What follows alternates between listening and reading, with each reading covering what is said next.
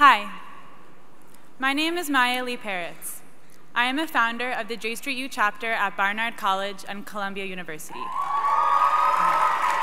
And I'm a former member of the National Student Board. Knesset opposition and labor leader Shelly Yחימוביץ has made a career out of speaking truth to power.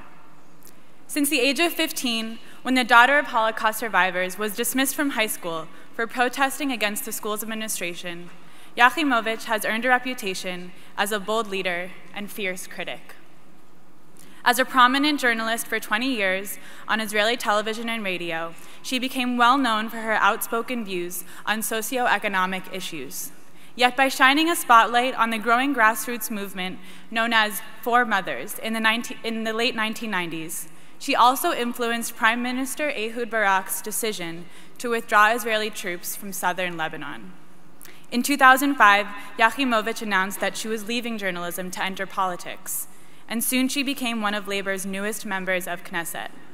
She rose through the ranks fighting for Israel's Jewish and democratic principles, notably defending workers' rights and opposing corruption. She surged in popularity among Israeli youth, who, galvanized by the expansive social protests of 2000, the J Street Conference.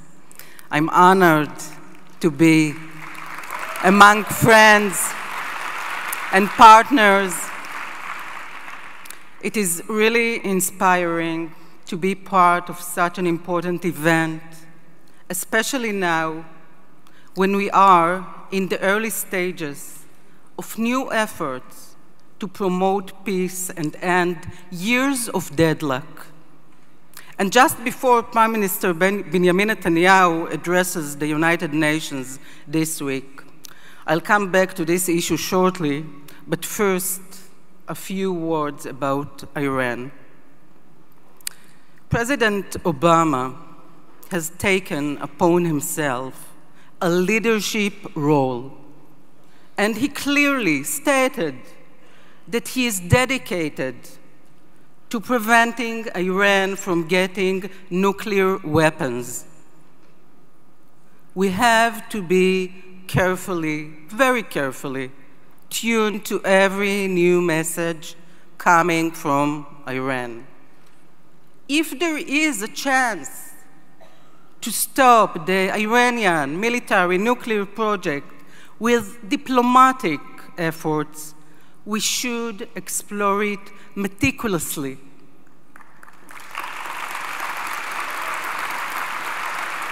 But if the Iranians are trying to fool us, it is clear that all options are on the table. This is not just a cliché. We must be neither naive nor paranoid. We know how to defend ourselves and are entitled to the right of self-defense. Iran's nuclear ambitions do not only threaten Israel, they represent a grave danger to the entire world. Yet, we have to remember that using force is not the beginning of the process. If it must come, it comes at the end. And only when all other options have failed. I have great appreciation for President Obama's commitment to remain engaged in the Middle East and to be fully supportive of his allies. We have to bear in mind that our alliance with the United States is a very important strategic asset. President Obama deserves our full support for his efforts on Iran, as well as for his determination to try and achieve a peace agreement between Israel and the Palestinians. Now, I know that you love and support Israel, and at the same time, are often critical of Israeli policy. I know what that feels like. As chairwoman of the opposition, my role is that's in Israel's Declaration of Independence. These are the basics. As you know, it is becoming increasingly popular among critics of the peace process to talk about a binational state or a one-state solution. But those who support a binational state are in fact promoting a bleak scenario that completely contradicts the basis of Zionism. The two-state solution is the only viable solution for us.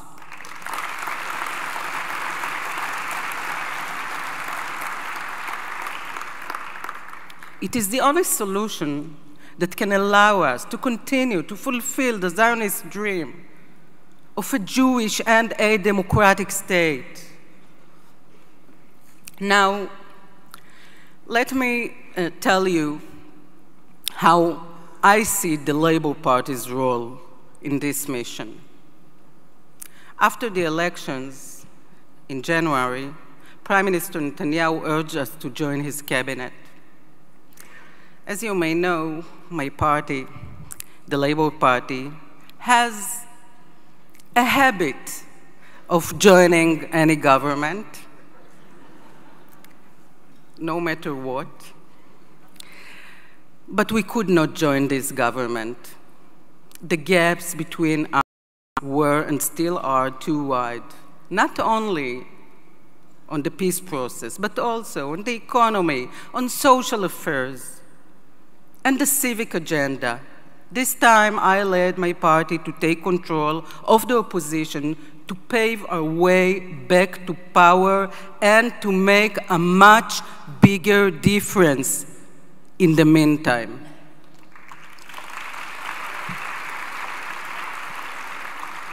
On the economy and social affairs, I'm a social democrat. My agenda aims to increase equality through sweeping changes to our tax system, our fiscal policy, and by balancing a free market with government responsibility. On the civic agenda, we support freedom of religion and worship for all. That applies to all streams of Judaism, conservative, Reform, and Orthodox, as well as non-Jews.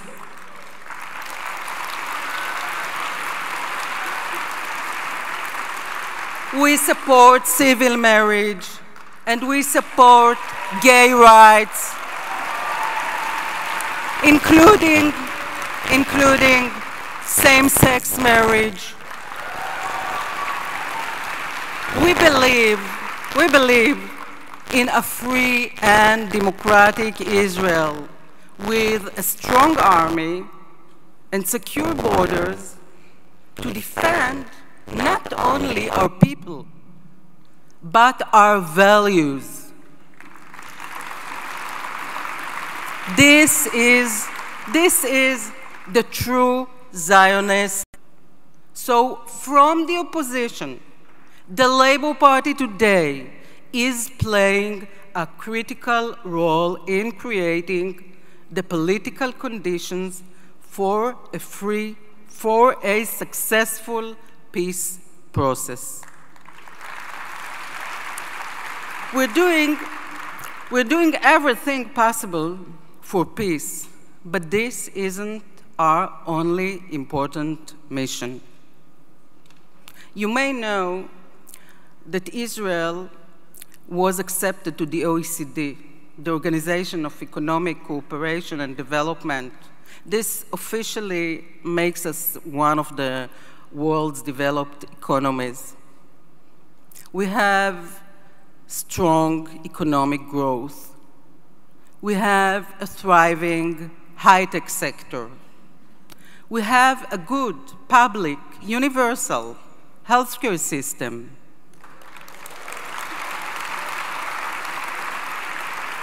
But Israel also has one of the worst levels of income inequality and one of the worst poverty rates in the OECD.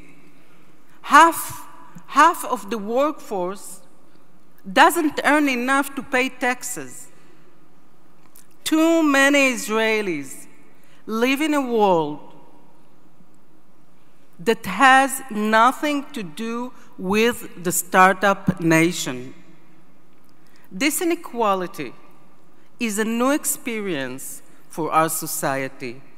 It doesn't have to be this way.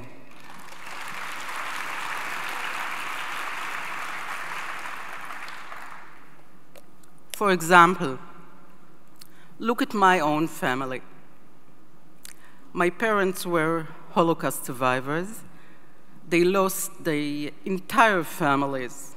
When my father, Moshe, came to Israel from the ashes of Europe with only the shirt on his back, he became a construction worker. My mother was a high school teacher. They both worked very hard and were proud to support our family with dignity. Today, the same type of family would be condemned to a hopeless life of poverty.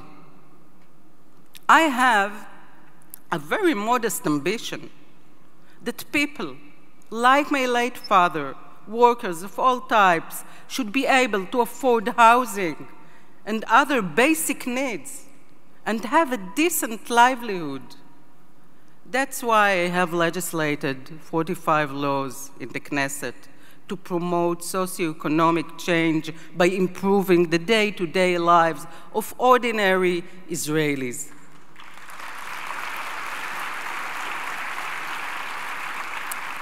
I have two lovely children. My son is 22 years old and is serving as an officer in the IDF. My daughter is 18 years old and is high school senior in Tel Aviv. She will all steps to make peace. Poverty and social gaps foster ignorance and racism on both sides. So in a society with huge gaps and deep poverty, the flowers of peace cannot bloom.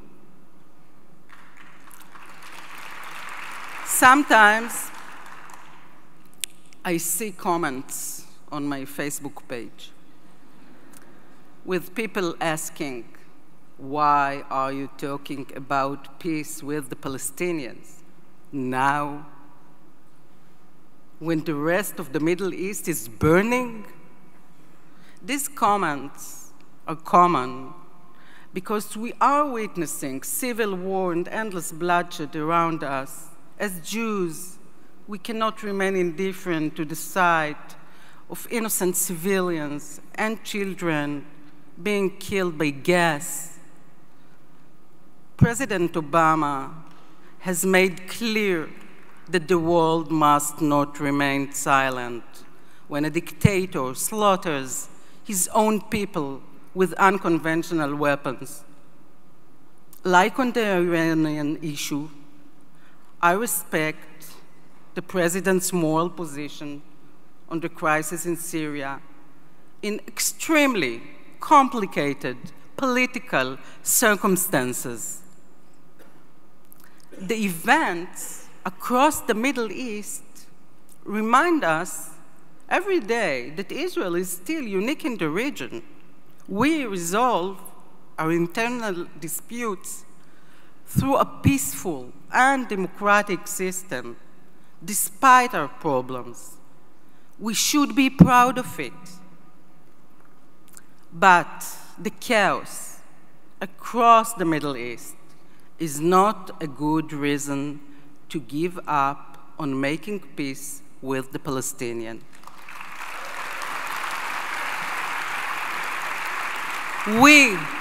We must take control of our future.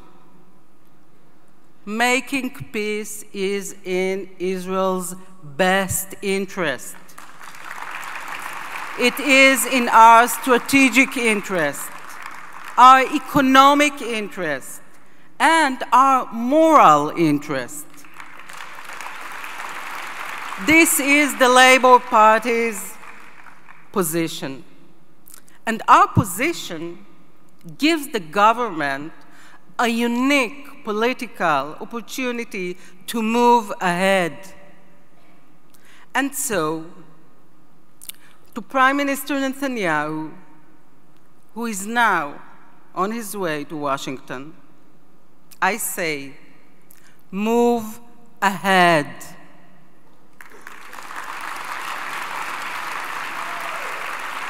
I know that we don't have an easy partner. There will be challenges. It won't be easy. But for the sake of Israel's future, move ahead. We will support you. The people of Israel will support you. And the world will support Israel.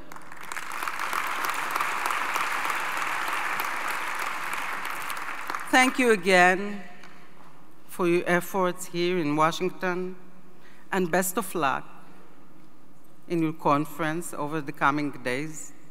Thank you.